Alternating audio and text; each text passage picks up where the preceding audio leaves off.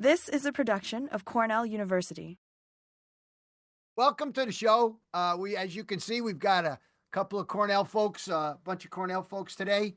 Kyle Wickings, our soil insect ecologist. Kyle will talk to us in a minute. This is May, so we're gonna get into this. But I want to say, this is the insect mashup show, Carl, for the podcast listeners and the people who watch the video. Everything you see here, we are going to talk about. So we are going to get an hour's worth of information into 30 minutes. You're going to have to play this on half speed to be able to keep up. But of course, we'll start with a good dog picture. Miranda Robinson and Dakota, who made quite a splash at the Mitsubishi Electric Classic. This was the Champions Tour event down over at TPC Sugarloaf. So it looked like that dog was playing around with everybody, walking around, had a pass. Love when the dogs get profile. And of course, M. Casey putting barley to work, cutting cups. I know what it feels like. I cut 18 the other day for the turf grass class. This is out in Seven Canyons in Arizona. I've been thinking a lot about automation and we're going to touch it, believe it or not, Kyle. I'm going to put you on the spot a little bit to ask you to speculate, but we start continuing to see every time you look up. This week, the LPGA is playing out in Ivins, Utah, the outside of St. George's, and it's all mowed by these automated mowers. This is the Black Desert Classic down there in the high desert of southern Utah. And then on the left, something simple that, again, I would have appreciated this week, not having to cut 18 cups, is getting a DeWalt drill on this automated cup cutter. Kyle, you got to look into this for grub sampling, brother. Think of all the years you've broken your back just trying to break in to this thing. Looks like it's mounted on a skateboard. Yeah, it's on a nice metal pallet because, you just turn the drill on and you push it down and it works. Who knows? Anyway. Like an auger. Huh. Cool. Above normal temperatures. We had a warm week, right? Some places almost 12 degrees above normal. So obviously the season moved along quite a bit. Soils are coming along with it. You're in the New York metro area. You're getting close to a lot of your soil fungicide drenches for soil pathogen problems. You're getting, near that. Certainly down that you're at that at Philly and likely near that in the New York metropolitan area. And Carl, with that, we're starting to see the real first spike where we're seeing some growth. Let me ask you, how are the plots going? How many times have you mowed so far this year? So we just put the first mow on tall fescue, and this is one of the interesting things. The tall fescue is slower to green up and to start growing than the adjacent perennial ryegrass. I mean, the ryegrass has been probably for a week and a half now. It's ready and going, but the tall fescue lags behind. So this model, probably reflects more that the tall fescue growth, sort of slow, maybe even like bluegrass, Kentucky bluegrass too. Okay. Whereas the ryegrass is probably in that moderate, getting close to high. Okay. Right about now. Yeah, perfect. And that's why we like ryegrass for high traffic areas in the spring. It's exactly what you want this time of year. It's been a little drier along the southern coast down in Delmarva, Philly. They're certainly had a deficit the last week, but that's going away. I think everybody's going to get a little bit of moisture. We're going to get quite a bit of moisture. And I picked up on the dollar spot risk estimate going up, right? Very interesting little blip there. I was waiting for this to happen. You got all this moisture in the system now, and you're just waiting for a little warm weather to kick it from pink snow mold into dollar spot world. And so I think this is a good time to start to see if you can wait, right? Does this model, click in and say, go now? Because right now, right, Carl, you can save sprays by holding off that first spray at this. And it looks like it's going to be cool and wet moving forward. So we're going to maybe grow out of it. It might be some pressure, but it is something to consider when you think about the model. Thoughts on this, Carl? Yeah, I think the forecasting element is really interesting here. You see this increase in the slope of the line, whether it's our model or the Smith Kearns. Yeah. And that's related to sort of outbreaks. But if you see that slope go up and then 3 days out, 4 days out, it's cooling off and it's coming back down, that's where I go, maybe we can be a little bit. That's not what we're seeing here, though. No, and we're seeing that 7-day average, that green line is steadily growing up. So I see that and I go, probably not time to risk it in this case. You got Yeah. the high value turf you want to protect. So again, we use these a lot of times for the large area applications, your fairways and things like that. It's weed control time, and you can see the ideal conditions are starting to build there. This is a few days from now in May 6th. So you can see up the Hudson Valley, and certainly most of south of the Pennsylvania border with New York is good to go on controlling these things. And we're starting to see the pollinators risk go up as well, Carl. So here's the setup for you. It's that time of year where the lawn is naturally flowering. We've got a guy, our pollinator expert here. I want to do a quick hit on the no mow May since it's May 2. Yeah, and we've talked about this a couple years now, Frank, but the idea is that we want to promote beneficial habitat with this no mow May, let the grass grow, let everything flower. And I asked the AI I use, hey, draw me a picture of what the public perceives are the benefits of no mow May versus a traditional lawn. And for those not watching, we got the flowers, sunflowers, a bunch of different stuff in there, butterflies, bees on top. There's earthworms. There's a bunch of stuff in the soil too. And in the traditional yard, there's a couple ants running Ants around. and worms. Ants And and there's a worms. worm. And there's a worm. And Kyle, you've done some research on this. Everybody thinks about the above ground insects, the butterflies and the pollinators, but you've looked at the below ground soil biota. What's running around in there? When you've looked at plots like a no mow May plot and a traditional yard, is this the kind of thing you see, or do you see something different? Yeah, it's actually so far it's the exact opposite. I mean, I don't obviously we're looking at a traditional yard. The yards we're looking at are really meant to be similar to like a larger upstate New York lawn, an acre or more. So really there's no inputs going into the research plots we're working with other than mowing. And we're looking at everything from weekly mowing all the way to an annual mow that happens in fall, including no mow May as one of our treatments. So, but comparing like a weekly versus no mow May, they don't really look like this. In fact, it's kind of the opposite. So, Below there's a lot more ground. smaller critters that aren't shown on here that we're kind of focusing on, like springtails, mites, and things like that. Below ground. Below Yeah. ground. Hmm. Right? Because the focus, right, Carl, is on the pollinators above ground. Comments on that, Kyle? We're going to cover this a little bit, but I want to get your 2 cents on not mowing for the month as a way of servicing pollinators. Yeah, so we've got data, flowering data, presence, absence of flowering, pre-post mowing, and we've also got some data on flower density, like 5 times throughout the season for the last 2 years.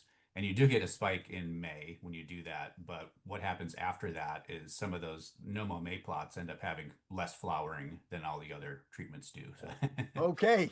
there's some backfiring going on in the plan, I guess, Okay. So there is some evidence that by not mowing for a little while, there is a benefit, and that's just probably a disturbance of the canopy stuff as well, right? They start to make it a habitat as well as just a place where they feed. In the above ground stuff, yeah, Yes. I think so. And we do see it show up in the flowering presence that's there, but we see it also in if you mow every 2 weeks. So it's not necessarily it's just a full month of holding off on mowing. But yeah, it's really what happens after that for the remaining months where no mow May starts to look kind of raggedy. So Okay. All right. And look raggedy also by not flowering and continually yeah. flowering throughout the year, right? I mean, when we think about pollinators, we think about that consistency of feed throughout the season, right? Mhm. Yeah, and I mean, I think the idea when this came about, No Mow May in Europe, it was, well, this is a window of time when you need to provide those pollen resources. Right. I don't think that's necessarily like the month you would need it everywhere, but that was Right. the idea. We don't necessarily need flowers later. You need it to line up with when pollinators need those resources coming out of overwintering and spring. So that's really the idea. But it just seems so site specific depending on what flowering plants you actually have in the system. And, Yeah. for us, it's like bindweed and a whole bunch of other problematic things. So, The other part of this is the social aspect of it, right? uh, This sort of touches on your sort of view of the lawn. People will consider it ethical. Some people will judge other people who don't cut their grass. There's a whole lot of sociological things that I'm sure if I went anywhere near social media, you could stir it right up if yeah. you wanted to with this particular topic. All right. Yeah. So we also, this tool, right, that I passed over about this really just follows a couple of the common flowering weeds in the lawn. And it really is something you tend to think about more in the spring because we apply so many things in the spring, right? We apply our pre-emergent, you apply your early grub control, you apply your fertilizer, you apply your broadleaf weed. I mean, you're making on a lawn, you're potentially making 4 applications of products at a time when the lawn will be likely flowering. So that creates an issue. The other issue is with rainfall coming, man, the dumps with the heat feels like we're getting dumped on. This is our runoff model looking at the next bunch of days. And there's definitely a window in there from the 4th to the 7th where you don't really want to be applying, and statewide on the 6th, except for the northern reaches of the state, right? This puts us to, let me look at my calendar, the 6th. This puts us into Tuesday. Monday, Tuesday, you really, you're starting your week as a landscaping crew. You want to be very careful if you're going out there in these regions where the runoff risk is high. Now, remember, this is a model, right, Carl? It's mostly wrong, but sometimes useful, right? It's always wrong, sometimes useful. Always wrong, sometimes useful. But how would you internalize this if you had a spray on this day in the areas where it was red? Yeah, for sure, high slope areas near water bodies, when we see red consistently for several days, and when you look at just the weather forecast on weather.com or whatever, man, it's not going to be good to spray. You're going to lose not only that running off into water bodies and causing, water quality issues, but just effectiveness of the spray. Like if you're going to go out and treat for ABW adults or something and it's raining and that material is going to move, man, is it better to get maybe a little worse timing and leave the product there where it's supposed to go? Yeah. Or, if Monday's my spray day, I got to spray on Monday. Kyle, from your perspective with, maybe the first ABW adult treatment we're going to get into here a little bit, what would your thoughts be on, man, I see peak adult activity, but it's going to rain, should I put that out? Yeah, that honestly, that is exactly what we're dealing with. I've put off an adulticide application for a trial twice now because of that. Like we're just playing leapfrog in between rain showers, and those adulticides, they've got to stay dry for like at least 12 hours. So if you can't find a 12-hour window, you could be washing it off where it needs to be. So that's exactly what we're dealing with. And I've talked to a number of superintendents who are like, man, I don't know if I should wait longer. They're already delaying it a little bit, and a little bit later is better than a little bit early with these adulticides if you're going to do them. But trying to be surgical with them is so much harder when you've got chance of rain throughout the day. So this is great. I wasn't even expecting this, and that's good. Now, Kyle, here's the first quick hit for you. This came up the other day when we were out at Delhi. Somebody said, "Hey, can I use my Roomba mower, my autonomous mower, to deal with earthworm castings? What say you?" Interesting. I've never seen them drive over earthworm casts before. I'd like to see that. I mean, they mow 24 hours a day. I mean, they basically say, what did he say, Carl?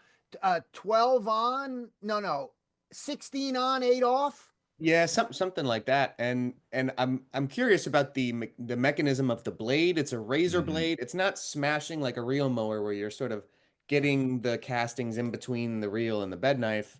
It's just a razor blade. And when we looked at the fairway over there at Delhi, we don't see the smearing that you get with a reel mower on the fairways. And Steve Kurt at Tuscarora was like, man, that might be something useful. And I tell you, Carl, I'm sure somebody's thought of this. It can't be Steve and a bunch of us standing out at Delhi coming up with this idea. But I got to tell you, to a certain extent, I just want, put a little brush, put like 4 or 5 little things just to go, all you got to do is knock it down. Because I think there was consensus that the blades will wear quicker if they're hitting. I mean, these things are really like old. You got to be old time to remember the old Wilkinson double-edged razor blades, right? That our fathers and grandfathers probably shaved with, right? That's what these things cut the grass with. So, Kyle, that's our research idea for next year. We'll start laying it out right now because we have plenty of areas that have worms. And Yeah. these are like reliable solutions that solve a lot of it. You don't have to have them on every fairway. You just have them Yeah. on the fairways that where you have these problems. All right. Where are we on the progress of preventing this vertebrate damage? Right. Let's, everybody's talking to me about grubs. Every place I cut in, even if it's not peeled back, I see a soil insect. So I know there's grubs everywhere, Kyle. I mean, my sense is there's just grubs everywhere. The populations have been pretty good. But I don't have any trouble with those little buggers until these guys come along. Where are we at with solving this? Are we thinking about playing Led Zeppelin Stairway to Heaven like it was suggested many years ago? Where are we Right. at? We still want to try that, but everything we've tried so far with the skunks and raccoons just haven't played ball with us. They don't show up for the concert and they go elsewhere. So that's been the problem. But yeah, trying to use something like soil vibration, sound itself, or some kind of a deterrent or mask on these populations of white grubs has been what we've been trying to get at. But yeah, getting a captive population that wants to behave and take part in your trial has been the main issue. Yeah, it's like human subjects. It's like you got to Yeah. go through a whole bunch of stuff because you got to treat the animals right. All right, Carl, here we are. We're to ABW. Yeah, so Kyle and I were talking a little bit before he got on, Frank, about when we look at the degree day triggers or the phenological indicators for when is peak adult activity, and for those who maybe don't know what we're talking about here, annual bluegrass weevil, sort of the almost the best time to get them when they're all sort of synchronous in their population is when they come out of overwintering and adults are moving around. Some move early, some move late, but there's sort of a curve that looks like what I got here, sort of a sine curve here. There's some peak, and usually we think 110, 120 growing degree days or half green, half golden for Cynthia is when they hit that peak. And when I looked at the data just yesterday, oh man, it's about going to be about 110 degree days here in Ithaca today. I see half green, half gold there in the Forsythia. And then I checked this morning on Weevil Track, which is a conglomerate of a bunch of researchers like Kyle taking scouting data. And Kyle just says, "Hey, it's stage one peak adult activity in Corning." So, Kyle, all of these things are lining up. The degree days, the phenological, you see it out there. Um, so right now on paper, it looks like, hey, everything's just a standard, typical, traditional year. Is that what you're seeing out when you guys are doing your sampling at a variety of courses? Yeah, we've mostly been looking up on courses up along Lake Ontario and then in the southern tier. And it did not look like this originally. Things really weren't lining up. We had degree days advancing at a certain pace, and we couldn't find weevils that seemed to be, the population really didn't look like what you'd expect. We were well past 50 degree days, closer to 90, and we were still struggling to find adult weevils on some courses that we knew had problems with them last year. So things just seemed out of sync. And when it comes to forsythia, we found so many forsythia this year that had some kind of freeze damage on them that there's very light canopy on them. So what flowering they had, it was really hard to assess much of what was going on. And that's all over the place. We just found really raggedy looking forsythia. And the ones that had a better canopy, we couldn't find a lot of consistency. There were some that had green already, some that, full gold looked kind of questionable. So that didn't seem to line up that well either.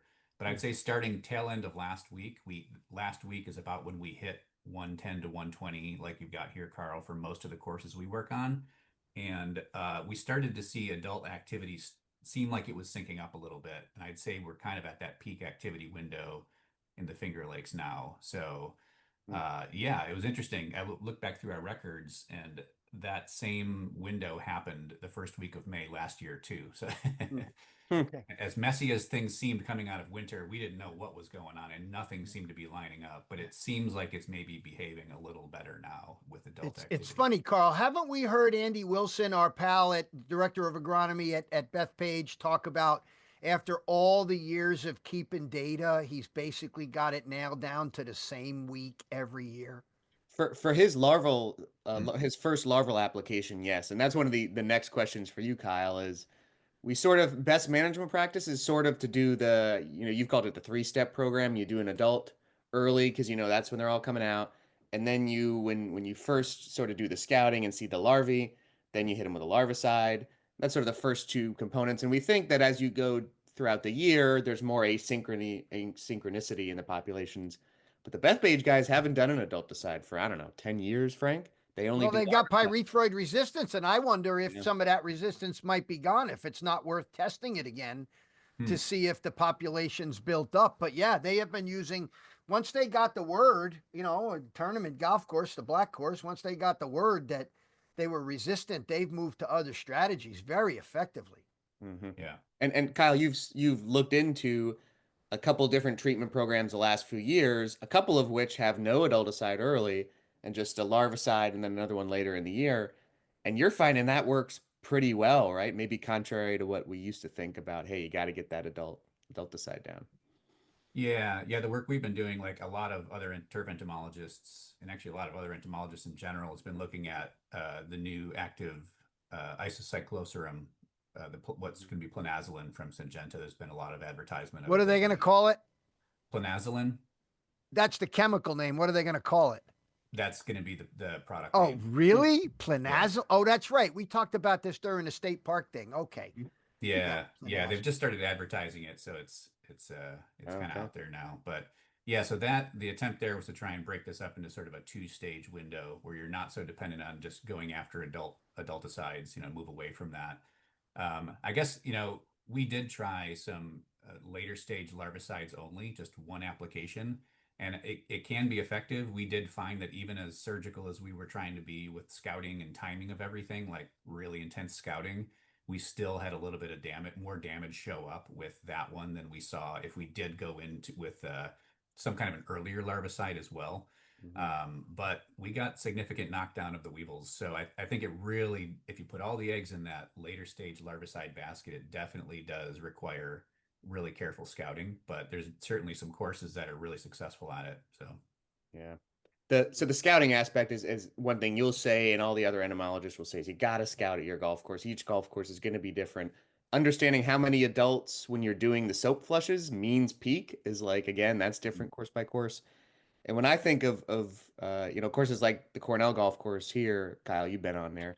We've got different types of overwintering sites, some meadow areas out in the middle of the open. You've got the woodland areas, very shady.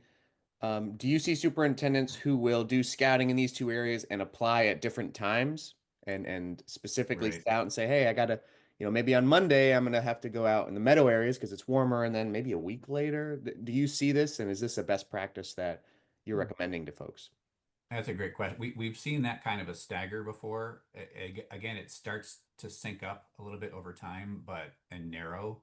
But we've seen a stagger like that where we were finding them way out in the rough on around one green, and on another they were much closer. And I don't know if it always relates to how close the overwintering site was necessarily, but we do see that, especially if there's a green that's much more shaded than another that's exposed.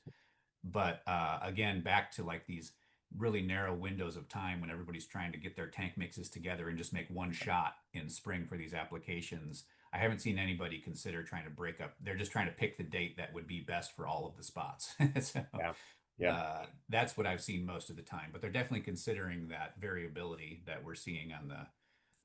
I mean, I only know a handful that actually go out and vacuum sample or do soap flushes to try and gauge that. But they're aware that there's variability in the development of the adults. I just saw a paper the other day, Kyle, looking at comparing scouting methods, and actually concluded surprisingly that the soap flush was better than the vacuum method, depending on the height of the grass that I saw in that particular paper. But I want to go back to, so I think, the soap flushing that we've been using at Bethpage for the last decade or 15 years continues to be the easy beasy. You got a, 2.5 gallon jug, you put water in it, you squirt some lemon joy, continues to be the surfactant soap of choice to irritate them. Must be something in the lemon chemical that's irritating them.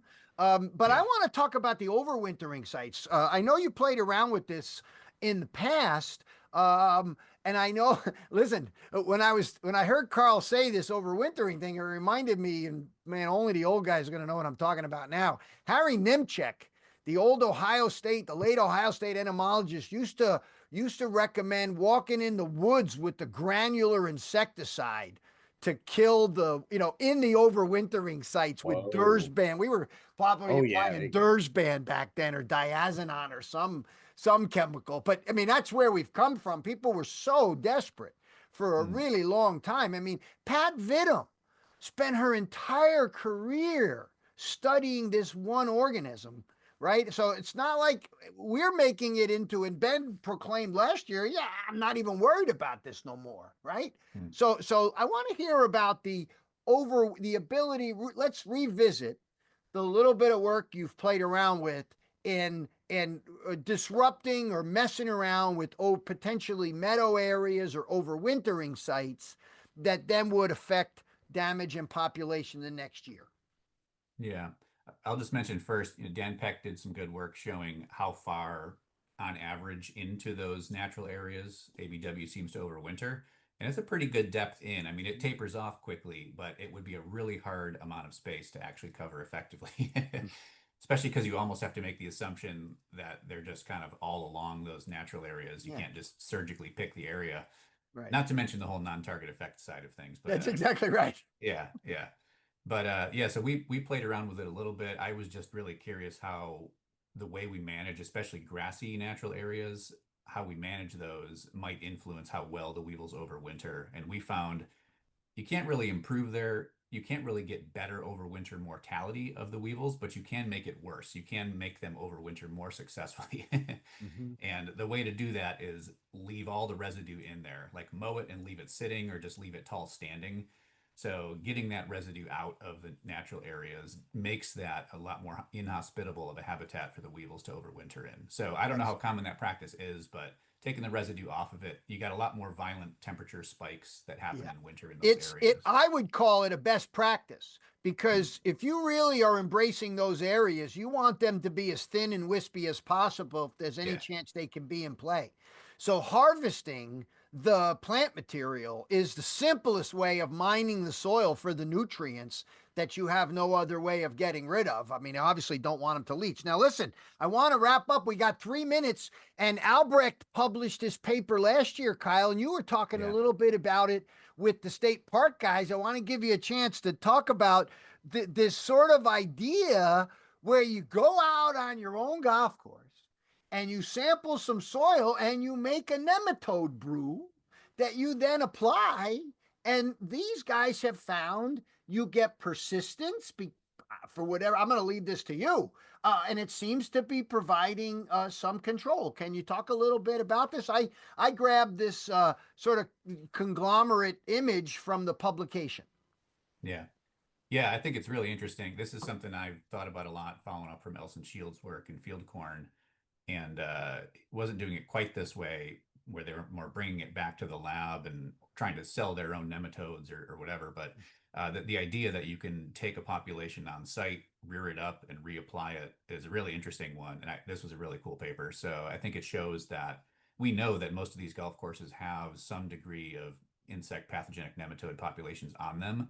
So the ability to harness that and re-release them back out is really cool. And I like how they tried it in the fairways and in the rough too, because they're super different areas. So it's pretty cheap to be able to do. Like the materials that Albrecht's showing here are pretty inexpensive to get. It's definitely a very different system to be able to dial in. We played around with this a little bit in sod, and we found, depending on the soil type, you can get the nematodes to persist pretty well even through sod harvest. So there's some interesting science to this that I think is this just jumped right out at me when you said it, because for years we've talked about how almost all these properties have to have some suppressive effects.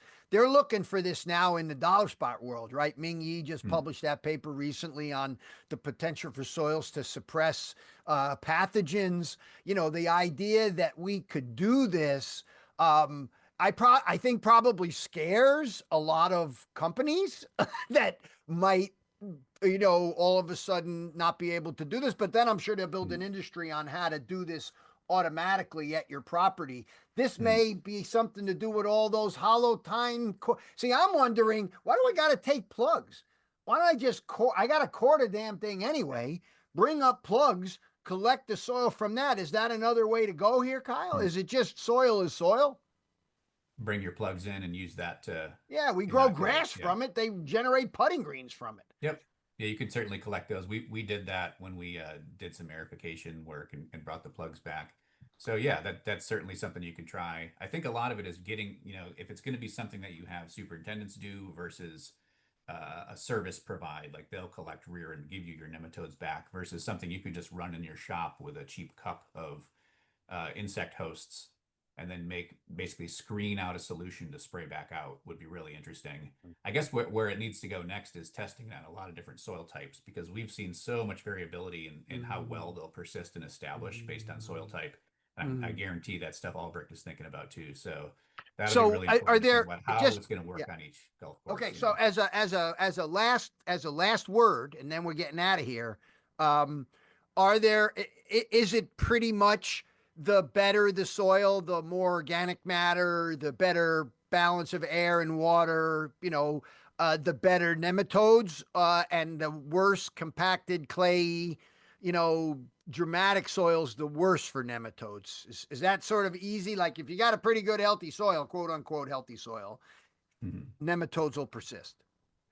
Yeah, we found that soils, they persisted best on our highest organic matter soils that you amend with sand, you get a little bit better performance on. So, and compacted soils, especially the work that we did on school athletic fields in goal mouths, doesn't work so well. Yeah, that's right, where the soil's compacted. Yeah. All right, yeah. Carl, we made it, Kyle. We got everything 30 minutes covered. to book. Yeah. The insect mashup. Even no show. May. The insect mashup. Yep. All right. Good to see everybody. Thanks very much. Thanks, Kyle. Take care, everybody. Carl. See you next Take week. care, guys.